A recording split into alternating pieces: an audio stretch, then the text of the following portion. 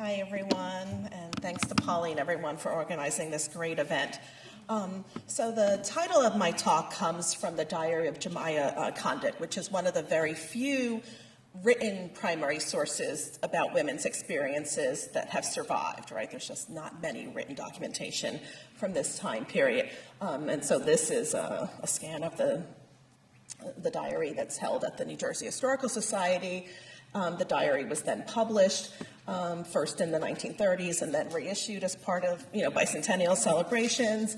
But part of my story is really about how we tell women's experiences and how we recover women's revolutionary experiences with so few written documents, right? So what else do we have to look at? And so it was so great to see all of the attention to archaeology and material culture and some of the other presentations and creative uses of public records, because these are the ways that women's historians can tell new stories, more inclusive stories about the past, right? So sort of moving away from the traditional only focusing on sort of the founding fathers to sort of looking at what the experiences and histories might look like through women's eyes, right? If a woman was writing the story as I intend to do, right? And part of this involves sort of shifting our gaze and our focus, right? Away from the military battlefields, which are very important, right? But that only tell us part of the story, especially in New Jersey, which,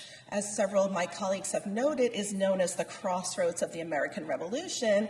And it's women's lives and women's homes that are often literally caught in the crossfire, right? So when we look at how personal family homes became sites of military engagement, whether, a battlefield is just in your backyard, or the use of family homes for military headquarters, which happens throughout the war, we get to ask new questions about the past, and we have to sort of collapse our distinction that there's something public versus private, or something, personal versus political, when all of those things are happening in the same space. So the work I'm going to be sharing with you today draws out of a lot of work I've been doing in partnership with Di Manchin. I'm from northern New Jersey, so Di Manchin served as Washington's headquarters twice in the war, and I've done a lot of research and programming with Di Manchin, including an interpretive report that was funded by the New Jersey Council for the Humanities a few years ago. So a lot of my research is coming out of the work I did in partnership with them. And I think it's really important because it reminds us, as I said, how spaces and objects can help us to tell really important stories about the past. We see that with the archaeological evidence that my colleagues have presented so far, right? Like just how a fragment can tell us something about, this came from France, so that helps us to see, military support for the Continentals. Really important, and we see that same kind of attention to detail and material culture in households, right? And what I've done throughout my presentation is I've tried to kind of create little teaching prompts and stuff for ways you might think about introducing, some of this material to your own students. So if you were going on an actual field trip to Di Manchin or one of the other historic homes that Rich had mentioned, thank you for the plug and advocacy, and you wound up in this space, I've taken my students to Di Manchin, or I've actually done a virtual field trip for them. I would ask my students, well, what room is this? What room are we looking at right now? Anyone? How do you know that? Right? Right, but, so we know, right? We know that this is the kitchen, but does anybody's kitchen look like this, right, today? No, there's no sink, there's no stove, there's no refrigerator, right? There's no running water. So this kind of gets at, the idea of the past as a foreign country. The past is also very familiar to us, right? We know that we are looking at a kitchen, and we can make certain assumptions about the work that would go into running an 18th century household. And so just a plug for the use of either the spaces themselves, getting your students to field trips, or if you can't, using, documentation and virtual field trips and just, images of historic houses to sort of get us thinking about what we know about the past, how we know it, and how objects and spaces can kind of further enhance our understandings of the past, and particularly how it relates to women's roles. 18th century households are sites of production, right? A lot of labor goes into it, right? All of those things we take for granted, like running water and heat and air conditioning, do not exist in the 18th century. So a lot of the work of making a household run is done by the women of the household. Now, throughout New Jersey, we know that enslaved women are doing a lot of this labor. At Dye Mansion, for example, we know from kind of going back to Sue's point about the naming, right, and trying to recover these people. At Dye Mansion, there is a reference to a woman by the name of Phyllis in Tunis Dye's will. So we know that there's at least one enslaved woman, and we know her name, right? And that's about all we know. But that's more than was ever mentioned, during the bicentennial celebration. So it is something. Now, 18th century households are sites of domestic production and labor, but they also play really important roles that kind of more directly relate to the revolution, right? And that is, they serve as sites of sort of inhabiting gentility and refinement and sort of establishing your social status in colonial America. And in the 18th century, the Dye family was one of the most wealthy families in northern New Jersey.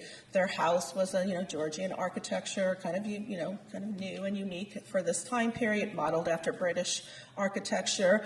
And so a family's home and everything inside of it signals how a family fits into the larger status and world, right? You could just and this is kind of true today as well, right? But again, we have to sort of ask ourselves, who is creating those spaces, right? Women, right? They are the ones that are creating the status that determine the family's larger social status, right? And this is where material culture and consumer culture is so important. So we have tons of 18th century, well, not tons, but we have enough records from 18th century newspapers and other sort of public records about just the tremendous amount of stuff that is available for purchase to help kind of create these 18th century households. And again, this could be everything from very practical items to more decorative items that are more about status, right? So one of the, Americans love their, it's actually called China because it's originally from China, but then, by the late 18th century, the Netherlands and then England are also kind of creating these kind of decorative pieces of china and porcelain. And this all helps define and sort of showcase the wealth of a family. And, so one of the things I would ask my students is sort of what piece of this stuff would go where and why, right? You're going to use your heavy sort of pewter plates in the kitchen where you don't mind if they get dropped or they get, exposed to heat and elements, but you're going to save that beautiful blue and white porcelain that's very expensive and very breakable, and that's going to be kind of carefully on display when you're entertaining guests. And so this just sort of helps us to recover the contours of daily life for women in the 18th century. Why it's so important for our understanding of the revolution is that we know that a big part of the story, that familiar timeline of the coming of the revolution, is the enactment of, well, we would call them boycotts now, right? The word boycott doesn't exist. It's non-importation agreements, right? Or just not buying British products. And that's a really big part of how the colonists protest against the Stamp Act, the Townshend Acts, the Tea Acts, right? They make deliberate decisions about what they're going to purchase and to avoid purchasing British products. And that this is a way of signaling, colonial protestation against, the various acts for raising revenue and taxation. Really big part of, the coming of the American Revolution story. But it is the women who are making a lot of these decisions and who are essential to these boycotts' success, right? And this is a broadside from Massachusetts that explicitly calls upon the sons and daughters, to participate in a boycott, to not shop at this particular shop because this particular merchant is continuing to import British goods.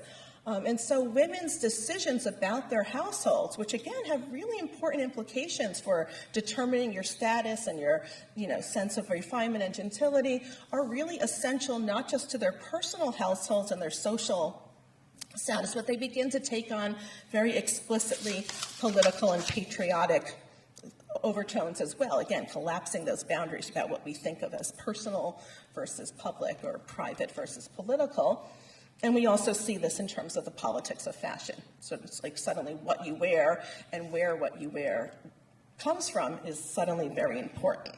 And the evidence here is really wonderful, and if you start looking at the newspapers and broadsides and materials, you see references to women everywhere, right? So it's a really important reminder to our students, sort of like the recovery work that several of my colleagues have been talking about, is that the experiences of women or enslaved individuals have always sort of been hidden in plain sight often. They're in the documentation, it's just, did we pay attention to that documentation at first? Did we notice that this doesn't just say the sons of liberty, it says the sons and daughters of liberty? And so in many ways, even though we don't have a lot of diaries directly written from women's hands in this time period, we have a lot of evidentiary fragments that tell us a great deal about the important roles that women played in the pre-revolutionary and revolutionary activities of the time. So this, for example, is a poem that is published addressed to the ladies, telling them that, they should care more about their country than,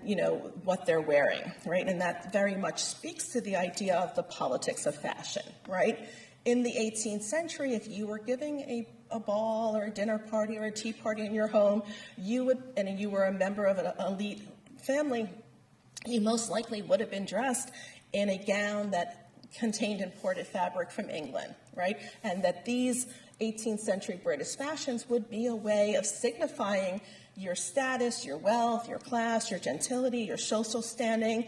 But as boycotting and not wearing and buying British goods becomes so important, what women wear suddenly become not just individual fashion choices, but direct political statements. And this is something that we sort of see the ways in which fashion, which is something that we think of as frivolous and just consumer-oriented and just personal, is actually embedded with really strong political and patriotic meanings.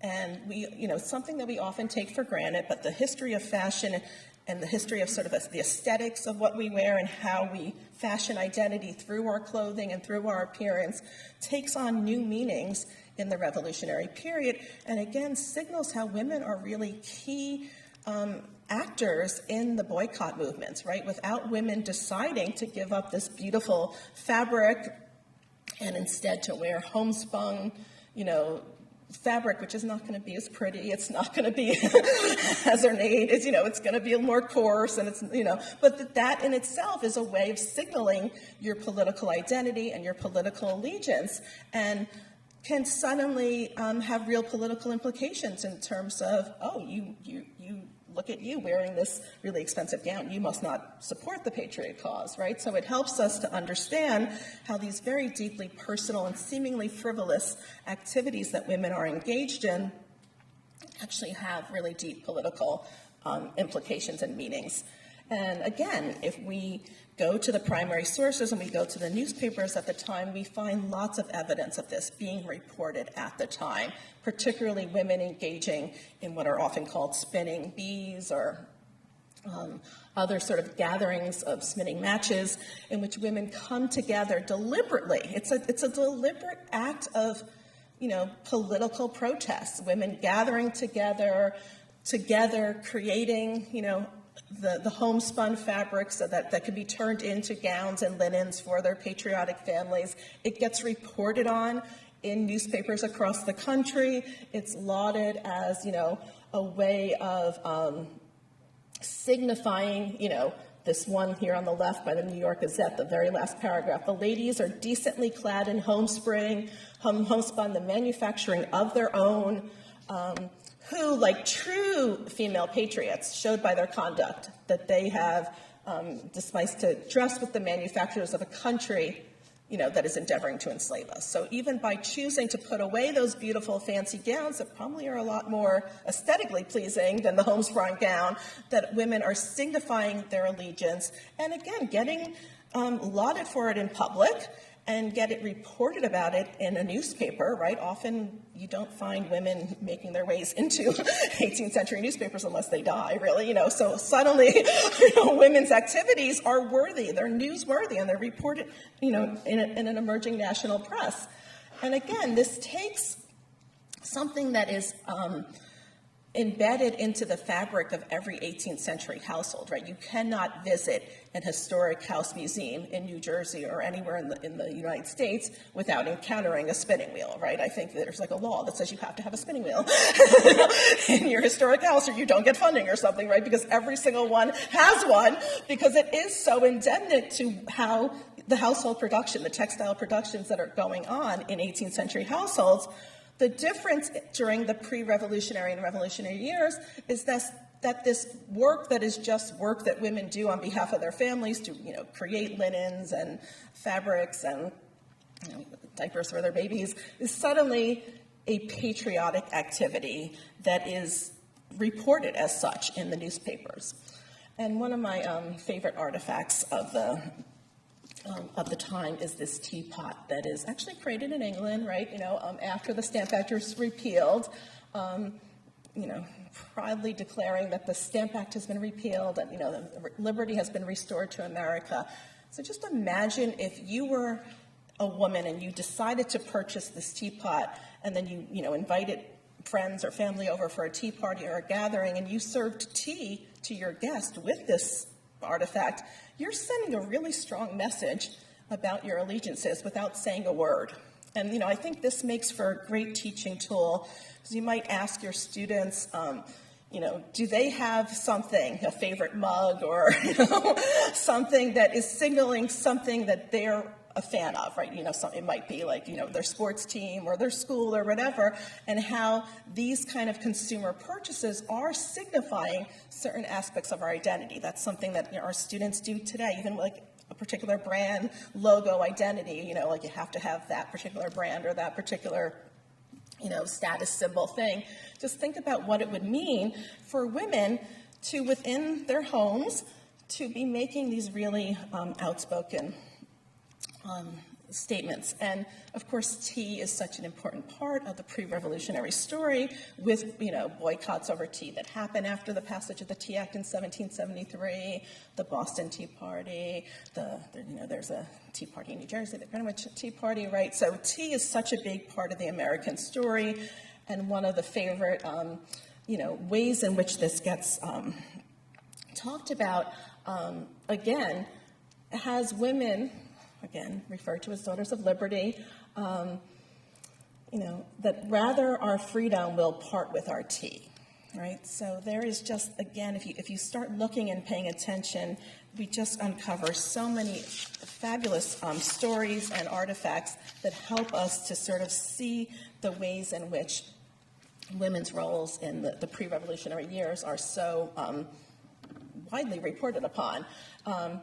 And so, as I mentioned earlier, right, it's sort of hidden in plain sight. It's not like these are some, hidden archives, right? Like, these are the newspaper coverage of 18th century colonial protest and patriotic movements at the time when some early histories were written. For whatever reason, probably, the historians weren't paying attention to these numerous examples of how essential women were to these activities, and how openly women's patriotism was celebrated, particularly about either the homespun clothing, either the wearing and or making of it, and the boycotting of tea. And again, this even says, would the gentleman but endeavor to imitate the worthy example of the ladies, right? So even these subtle digs, that, the women are on, the right side here, and they are, being very bold in their consumer and choices, and that the men kind of need to follow the example of the patriotic women that are, very boldly proclaiming their political allegiance during this time. And all of this sort of helps us to see that the familiar story of the colonial protests and the responses to growing tensions with Britain that often often center, protestations against taxes, the form of the boycotts as a, strong political tool, how essential women are to those narratives.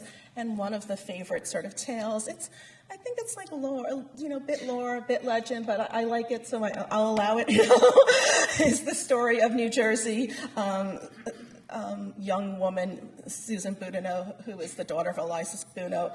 And the story gets told again and again. Like, I keep finding examples of it from late 19th and early 20th century textbooks and children's books that repeatedly tell the story of how young Susan Boudinot was taken with her parents to the house of the royal governor before the American Revolution. She was offered a cup of tea, politely sort of took it, curtsied, and then walked over to the window and dumped the contents of her teacup, out the window as a form of protest. And so even this 9-year-old girl was going to make a political statement about, oh, I'm not drinking tea, we're boycotting tea.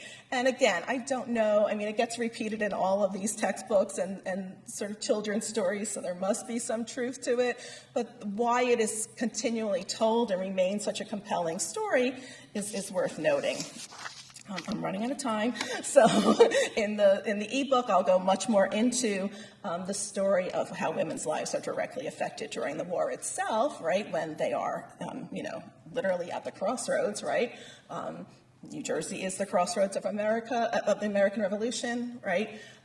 Women are caught in the crossroads very frequently, especially, if a battle literally comes to your backyard, or General Washington shows up and says, hey, can I use your house as my military headquarters? And hey, can I completely renovate your house so that it better fits the needs of my military command, right? Just think about what it would be like to be the woman of that household, sort of being like, yeah, sure, you and your 12 officers can move in, and your hundreds of bodyguards and soldiers and can camp out in my backyard. Why not? And yeah, you want to change my house? And we can see in the way in which these spaces get interpreted how much disruption it causes to family households to suddenly have to, have rooms serve multiple purposes, right? Where suddenly there's a bed in your family parlor because, you have much smaller amounts of living space because, half of your house has now been given over to General Washington, and what used to be your dining room is now General Washington's office, right?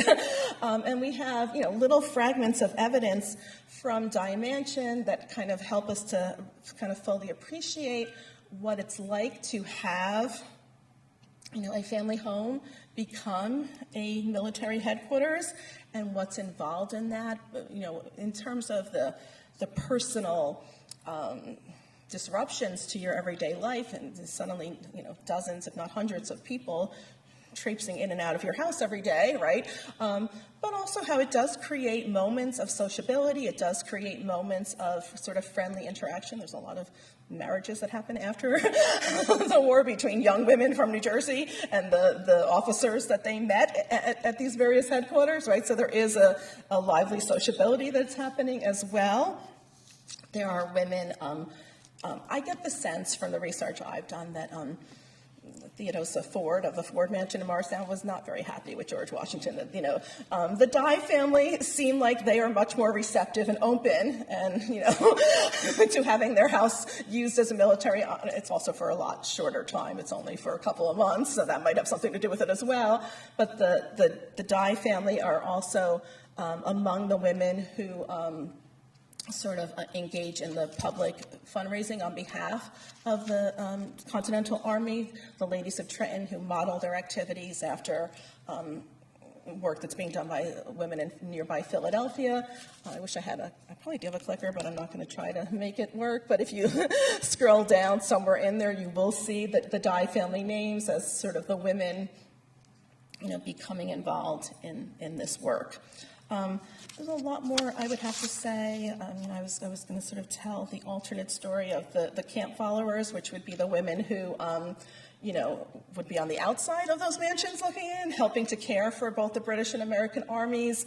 Molly Pitcher is often sort of the myth and lore about the camp follower women's, but I think we don't often need the myth and lore when the reality is so interesting and complex, right? All of this sort of theme about the past is complicated. We have all these rich sources that help us to see what it was like to sort of be a camp follower, to help with the running and caring of the Continental and British armies. Di Mansion has done a lot of work, and other historic sites, reenactment, right? So I think one of my colleagues was talking about military reenactments, but Di Mansion does full encampment reenactments with camp followers and women to kind of tell that part of the story as well. There's some great primary sources we have. I recently just uncovered this at the Museum of the American Revolution, some 18th century sketch that, if you look very closely, actually shows the presence of women camp followers. So again, another sort of example of women in the historical record, but often sort of hidden in the shadows. I'm going to leave it there for the sake of time, but happy to answer any questions, either now or later, and also my full published report will have a lot more details about that as well. Thank you.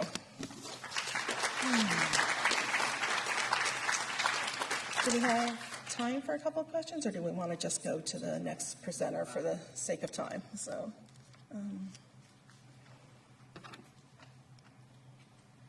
So the one I had was, some of the propaganda was so heavy-handed, like it said you would bring a curse to your family. Yes. I thought I might be a loyalist. But when they were saying how complicated it was, like my students would all think, well, we're all going to be revolutionaries because they're the good guys and loyalists. How do you get them into that mindset? Right, yeah.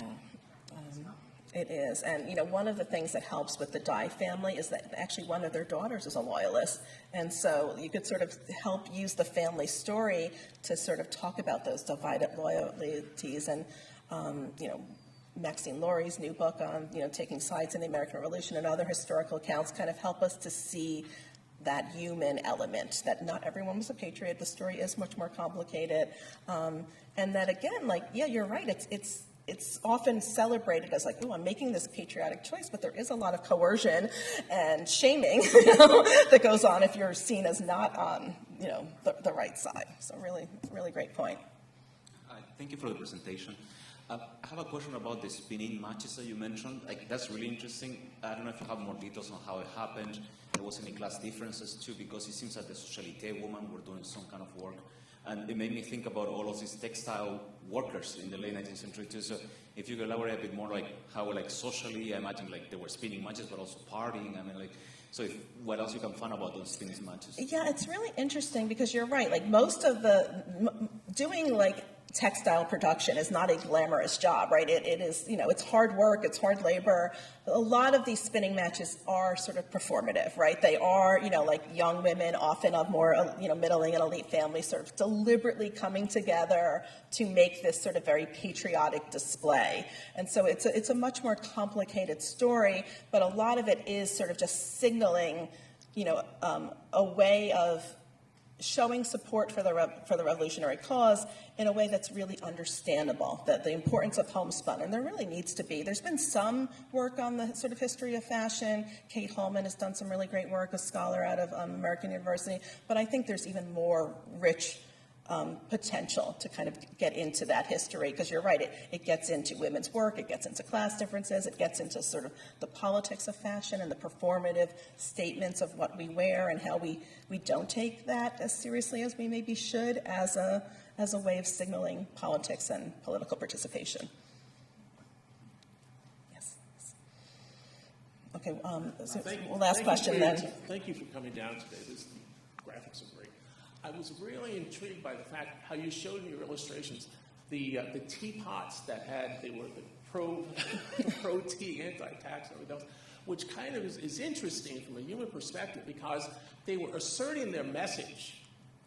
Even though the women didn't have the right to vote, they still had this option, this outlet that had to be expressed in a social setting where it was very controversial, and I think it would be similar to something we would have today on T-shirts or coffee mugs or something like that. Thank you for sharing that. Absolutely, and that's why I do think it would be a great teaching tool, right? To ask your students, like, what do you care about? What is the logo or something that you would want to proudly display, and why? And what kind of values is that signifying? So yeah, great point. All right, I'm going to leave it there, so because you don't want to be, our next speaker is standing between us and lunch, so we want to make sure that we give her full time.